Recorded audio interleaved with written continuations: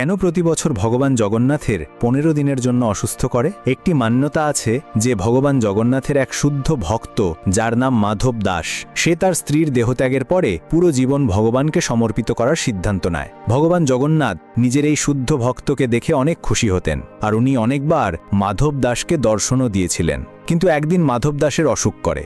অসুখের কারণে তার শরীর শুকোতে থাকে। তখন স্বয়ং ভগবান জগন্নাথ নিজের ভক্তের সেবা করেন। পরে যখন মাধব দাসের জ্ঞান ফিরে আসে, তখন সে জিজ্ঞাসা করল, প্রভু, আপনি তো ত্রিলোকের নাথ, তাহলে আপনি আমার অসুখ একবারে ঠিক করলেন না কেন? আপনাকে আমার সেবা করতে হতো না? তখন ভগবান হেসে বললেন, মাধব দাস, যদি তুমি এই জন্মে এই দুঃখকে নাও ভুগতে, তাহলে তোমাকে পরের জন্ম নিতে হতো। আমি এটা কখনো চাই না। তোমার এখনো 15 দিন বেঁচে আছে, কিন্তু আমি তোমার বেঁচে থাকা কষ্ট আমার ওপর নিয়ে নিলাম, আর এই কারণে ভগবান আজও 15 দিনের জন্য অসুস্থ হন। কমেন্টে জয় জগন্নাথ অবশ্যই লিখবেন।